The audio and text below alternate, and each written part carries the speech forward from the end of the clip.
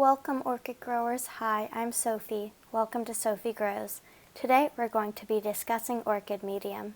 Let's start with bark. Here I have bigger pieces of bark than this.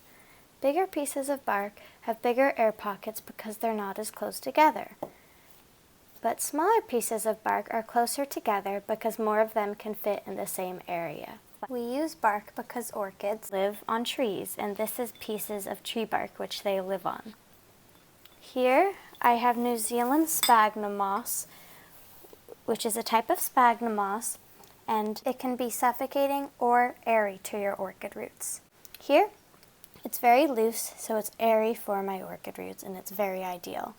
But if I compact it, it will be suffocating to my orchid roots. We use sphagnum moss because it's a good way to hydrate our orchid so we don't have to water every single day. I use it because it's just very good, and also it keeps the bark from degrading quicker because I put it on the bottom and it absorbs the water that's in my tray, so the water isn't sitting in bark and then it will degrade it. So that's why we use New Zealand sphagnum moss. LECA, or clay balls, is just balls of terracotta. The most known way of using LECA or clay balls is self-watering. It's when you put a wick through the bottom of the pot and there's LECA in it, and in a reservoir there's water, and the wick delivers that to the LECA in your orchid roots. The last but not least orchid medium is soil and perlite.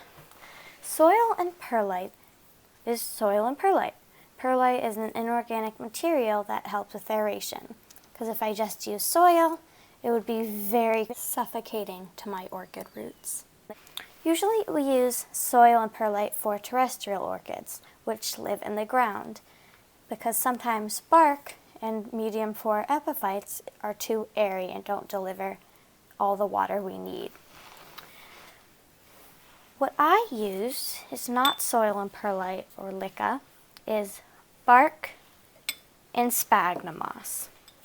I use bark and sphagnum moss because the bark delivers the airiness I need, because the orchids that I have are Phalaenopsis, and I have some others, but let's focus on Phalaenopsis at the moment.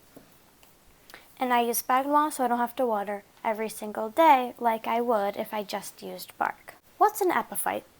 All of these mediums are used for epiphytes.